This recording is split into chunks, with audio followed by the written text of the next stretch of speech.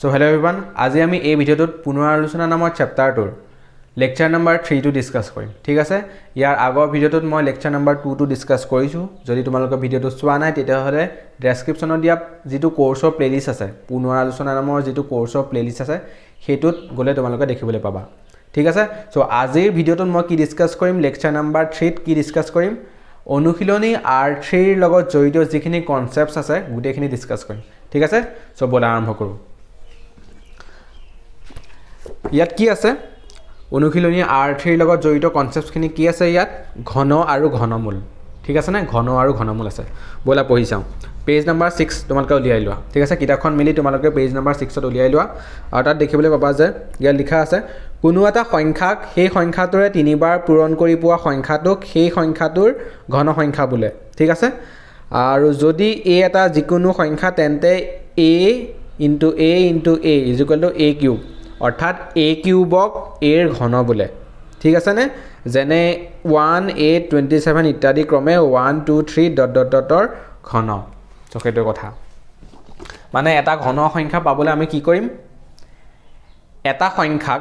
সেই সংখ্যাটোৰে মই তিনিবাৰ পূৰণ কৰিম মানে ধৰা এটা সংখ্যা আছে a ঠিক আছে নে a সংখ্যাটো মই তিনিবাৰ পূৰণ কৰিম ঠিক আছে নে a টো মই তিনিবাৰ পূৰণ কৰি দিলো পালো কিমান a কিউব ঠিক আছে নে এতিয়া a কিউব a সংখ্যাটো কি হ'ব এটা ঘন সংখ্যা হ'ব কাৰ ঘন হ'ব ই হ'ব a ৰ ঘন ঠিক আছে a ৰ ঘন সংখ্যা কাৰ এটো a ৰ ঠিক আছে নে a ৰ ঘন সংখ্যা হৈছে a কিউব যেনে উদাহৰণ স্বৰূপে 1 কিউব যদি মই কৰো তেতিয়া হলে মই কিমান পাম 1 পাম 2 কিউব যদি মই কৰো তেতিয়া হলে পাম মই 8 মানে 8 হৈছে ঘন সংখ্যা কাৰ ঘন সংখ্যা 2 ঠিক আছে নে 2 ৰ ঘন কিমান 8 হেতু আৰু এতে কি বুজাইছে 2 ৰ ঘন হৈছে 8 ঠিক আছে আৰু যদি আমি উল্টাকে কওঁ তেতিয়া হলে মই কি বুলি কম ঠিক আছে 2 ৰ ঘন 8 ঠিক আছে নে আৰু 8 ৰ ঘনমূল কিমান 8 ৰ ঘনমূল কিমান 8 ৰ ঘনমূল কিমান হ'ব 2 হ'ব ঠিক আছে নে 2 ৰ ঘন 8 কাৰণ 2 টো মই তিনিবাৰ পূৰণ কৰি দিয়াৰ পিছত 8 পাইছো সেই কাৰণে 8 হৈছে 2 ৰ ঘন আৰু 8 ৰ ঘনমূল কিমান 8 ৰ ঘনমূল হৈছে 2 হয়নে 8 টো মই কেতিয়া পালো মই 2 কিউব কৰোতে পালো সেই কাৰণে 2 হৈছে ঘনমূল ঠিক আছে নে 2 হৈছে ঘনমূল এই 2 যেটো আছে এই 2 টো হ'ব ঘনমূল কাৰ ঘনমূল 8 ৰ ঘনমূল আৰু যেটো এটো 8 সেই 8 টো হৈছে ঘন কাৰ ঘন 2 ৰ ঘন ঠিক আছে নে বুজি পাইছা সো হৈ গৈছে এতিয়া আমি চাও নেক্সট পইণ্টত কি কৈছে যদি কোনো এটা সংখ্যাৰ মৌলিক উৎপাদক বিশ্লেষণত প্ৰতিটো উৎপাদক তিনিবাৰকৈ আহে তেন্তে সংখ্যাটো এটা পূৰ্ণ ঘন সংখ্যা হ'ব ঠিক আছে নে মানে কি কৈছে যদি মৌলিক উৎপাদক বিশ্লেষণ কৰোতে যদি এটা সংখ্যা যদি তিনিবাৰ পূৰণ কৰোতে আহিছে বা এটা সংখ্যা মানে তিনিবাৰ পূৰণ হৈ আছে তেতিয়া হলে হেতু এটা কি হ'ব পূৰ্ণ ঘন সংখ্যা হ'ব ফৰ এক্সাম্পল যদি মই 27 ৰ কথা কওঁ 27 ৰ যদি মই মৌলিক উৎপাদক বিশ্লেষণ কৰো 3 এ যাব 9 বাৰ 3 এ যাব 3 বাৰ মানে মই কিমান পালো 27 = 3 কিউব পালো 3 কিউব পোৱাৰ কাৰণে এই 27 সংখ্যাটো কি হ'ব এটা পূৰ্ণ ঘন হ'ব পূৰ্ণ ঘন বুলি কিয় কৈছো কাৰণ ই এটা পূৰ্ণ সংখ্যা হয় আৰু ই এটা ঘন সংখ্যাও হয় ঠিক আছে নে ই এটা পূৰ্ণ সংখ্যাও হয় আৰু ই এটা ঘন হয় সো সেইকাৰণে আমি ইয়াক কি বুলি কম পূৰ্ণ ঘন সংখ্যা ঠিক আছে সাপোজ এতিয়া যদি মই 30 ৰ কথা কওঁ 30 ক যদি মই মৌলিক উৎপাদক বিশ্লেষণ কৰো 2 এ যাব 15 বাৰ তাৰছত 3 এ যাব 5 বাৰ এতিয়া মই 30 ক কি বুলি লিখিব পাইছো 2 * 3 * 5 বুলি লিখিব পাইছো এতিয়া 2 ৰ ওপৰত কিউব আছে নেকি নাই 3 ৰ ওপৰতো কিউব নাই বা 5 ৰ ওপৰতো কিউব নাই সেই কাৰণে ইয়াক মই পূৰ্ণ ঘন সংখ্যা বুলি ক'ব নোৱাৰো ঠিক আছে নে পূৰ্ণ ঘন সংখ্যা বুলি আমি ক'ব নোৱাৰো 30 ক সো সেইটোৱে হৈছে ৰিজন আৰু তোমালোকে লিখিব বিচাৰিলে এই 27ক মানে 27ৰ যদি ঘনমূল উলিয়াবলৈ দিয়ে তেতিয়াহ'লে তুমি এনেদৰেও লিখিব পাৰা কিউব ৰুট অফ 27 আৰু কিউব ৰুট অফ 27 উলিয়ালে কিমান হ'ব 3 হ'ব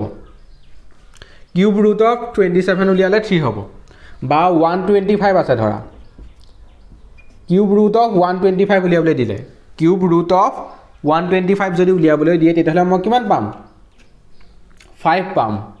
কিয় 5 পালো কাৰণ 125ক যদি মই ভাঙো ঠিক আছে না 125ক যদি মই ভাঙো বা মৌলিক উৎপাদক বিশ্লেষণ কৰোঁ তেতিয়া 5 ৰে যাব 2 তাৰপিছত 5 ৰে 25 বাৰ গ'ল আকৌ 5 ৰে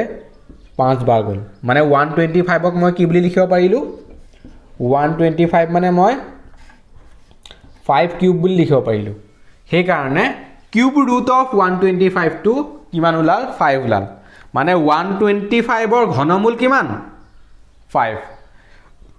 125ৰ ঘনমূল হৈছে 5 আৰু 5ৰ কিউব কিমান বা 5ৰ ঘন কিমান 125 ঠিক আছে নে তো সেইটোৱে হৈছে কথা বুজি পাইছা তোমালোকে এতিয়া আমি চাও নেক্সট পইণ্টত কি আছে সেইটোৱে মানে কিউব ৰুট চিনটোৱে ঘনমূল সূচিত কৰে সেইটো কথাই কৈছে আৰু যদি 3 কিউব = 27 হয় তেন্তে কিউব ৰুট অফ 27 = 3 সেইটো কথাই আৰু সেই একেটা কথাই কৈ আছে যেটো মই তোমালোকক ক'লোৱে ঠিক আছে যদি মই 3 কিউব = 27 বুলি লিখিব পাৰো তেতিয়া হলে মই কি লিখিম এটাকে 27ৰ ঘনমূল অৰ্থাৎ কিউব ৰুট অফ ইয়াক কেনেদৰে পঢ়ে cube root of 27 cube root of 27 বুলি পঢ়ে আৰু যেটো আমি বৰ্গমূলৰ চিনত মই কি দিও 2 টো নিদিও ধৰা 25ৰ বৰ্গমূল উলিয়াবলৈ দিলে তেতিয়া হলে মই কি বুলি পঢ়িম স্কয়াৰ ৰুট অফ 25 বুলি পঢ়ো বা ৰুট অভাৰ 25 বুলি পঢ়িব পাৰা এনে আসল যেটো মানে সিস্টেমেটিক প্যাটাৰ্ন মানে যেটো সিস্টেমেটিক ভাবে পঢ়া যেটো নিয়ম হেতু মতে তুমি এনেদৰে পঢ়িব লাগিব স্কয়াৰ ৰুট অফ 25 বুলি পঢ়িব লাগিব ইয়াক স্কয়াৰ ৰুট অফ 25 আৰু ইয়াক মই কি বুলি পঢ়িম cube root of 27 cube root of 27 ঠিক আছে নে কাৰণ ইয়াত 3 আছে সেইকাৰণে কিউব ৰুট অফ বুলি কৈছো আৰু ইয়াত একো নাই মানে ইয়াত কি আছে 2 এটা আছে একো নাই মানে ইয়াত 2 এটা আছে ঠিক আছে নে আৰু সাধাৰণতে এই 2 টো নিলিখে আৰু কিন্তু ইয়াক কি দৰে পঢ়ে স্কয়াৰ ৰুট অফ 25 বুলি পঢ়ে ঠিক আছে নে সো হেতু কথা এতিয়া কিউব ৰুট অফ 27 কিমান 3 কাৰণ মই 3টা পূৰণ কৰোতে এটো ওলাইছে হয়নে বা কিউব ৰুট অফ 125 মানে কিমান 5 কাৰণ 5 3টা পূৰণ কৰোতে 125 হৈছে ঠিক আছে সো এটো হৈছে কথা এটা আৰু এটা কথা কৈ দিও ইয়াত কৈ দিছে যে মানে জেনাৰেল ফৰ্মুলাটো কৈ দিও মানে মই এনেদৰে কৈছো ইয়াত কি বুলি কৈছে a কিউব = b বুলি কৈছে সৰি b কিউব = a বুলি কৈছে যদি এটা সংখ্যা মানে b কিউব কৰিলো ধৰা দে এটা সংখ্যা b আছে মই তাক কিউব কৰিলো কিউব কৰি দিয়াৰ পিছত মই a পালো ঠিক আছে নে এতিয়া a টো কি হ'ব এটা ঘন সংখ্যা হ'ব কাৰ ঘন b ৰ ঘন হৈছে a ঠিক আছে নে b ৰ ঘন হৈছে a ঠিক আছে মই ইয়াৰ পৰা কি শিকিলো b ৰ ঘন a আৰু a ৰ ঘনমূল কিমান a ৰ ঘনমূল হৈছে b ঠিক আছে নে এটো হৈছে কথা আৰু ইয়াক যদি তুমি ঘনমূলৰ চিহ্নত লিখা মানে কিউব ৰুট অফ যদি মই a কৰো তেতিয়াহলে মই কিমান পাম b পাম হয়নে কিউব ৰুট অফ a কৰিলে b পাম আৰু এক্সাম্পলটো আছে ইয়াতো বুজি পাইছাই 3 কিউব = 27 সো 27ৰ যদি মই কিউব ৰুট অফ 27 কৰো তেতিয়াহলে মই 3 পাম ঠিক আছে নে 3 ৰ ঘন হৈছে 27 আৰু 27ৰ ঘনমূল হৈছে 3 ঠিক আছে নে সো হেতু হৈছে কথা আৰু কি আছে ইয়াৰ পিছত ঠিক আছে মই মৌলিক উৎপাদক বিশ্লেষণৰ কথা শিকিলো তাৰ পিছত চিনটোৱে কি বুজায় হেতু শিকিলো তাৰ পিছত চোৱা তোমালোকে পেজটো চাই থাকা পেজ নম্বৰ 6ত আৰু তলত তোমালোকে দেখিবলৈ পাবা পেজ নাম্বাৰ 6 একদম তলত দিয়া আছে যে এখন টেবুল দিয়া আছে ঠিক আছে নে 1 পৰা 10 লৈকে সংখ্যাবোৰ দিয়া আছে আৰু 1 পৰা 10 লৈকে থকা সংখ্যাবোৰৰ স্কয়াৰ উলিওৱা আছে আৰু 1 পৰা 10 লৈ থকা সংখ্যাবোৰৰ কিউব উলিওৱা আছে ঘন উলিওৱা আছে ঠিক আছে নে সো তোমালোকে যদি 1 পৰা 10 লৈকে থকা নাম্বাৰবোৰৰ স্কয়াৰ ভ্যালুটো যদি জানা বা কিউব ভ্যালুটো যদি জানা তেতিয়াহলে তোমাৰ কি হ'ব ক্যালকুলেশন কৰোতে সুবিধা হ'ব সো এই কিতাপত এটোৱে কৈছে যে তোমালোকে যদি এই তালিকাখন যদি মনত ৰাখিব পাৰা তেতিয়াহলে ভাল হ'ব মানে মনত ৰাখিব মানে এনেদৰ মনত ৰাখিব নালাগে মনত ৰাখিব লাগিব বুলি ভাবি এনেকে মনত ৰাখিব নালাগে বা মানে একদম টেবুলত বহি যাব নালাগে যে একদম পুৰা মুখস্থ কৰো এফালৰ পৰা তেনেকে মুখস্থ কৰিব নালাগে জাস্ট কি কৰিব লাগিব আমি যেতিয়া মানে ক্যালকুলেশনবোৰ কৰিম ক্যালকুলেশনবোৰ কৰোতে আমাৰ মনত অটোমেটিক হৈ গৈ থাকিব ঠিক আছে না ক্যালকুলেশনবোৰ কৰোতে মানে তোমাৰ মনত ৰৈ গৈ থাকিব খালি তুমি সংখ্যাবোৰ ভালদৰে মন কৰিবা যে 5 স্কয়াৰ কৰোতে 25 হৈছে বা 9 স্কয়াৰ কৰোতে 81 এখিনিটো জানিবাই কিউবৰ ভ্যালু এটা কথা কৈছো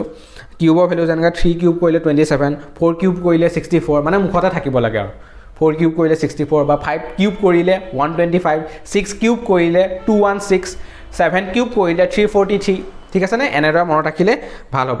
8 কিউব কৰিলে 512 আছে 9 কিউব কৰিলে 729 আৰু 10 কিউব কৰিলে 1000 ঠিক আছে এই ভ্যালুখিনি জানিলে কি হ'ব সুবিধা হ'ব ক্যালকুলেশন কৰাত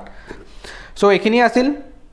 অনুশীলনী আৰ্থিৰ লগত জড়িত কনসেপ্ট এখিনি আছিল সো এখিনি ভালদৰে মন কৰা তাৰ পিছত এখিনি ভালদৰে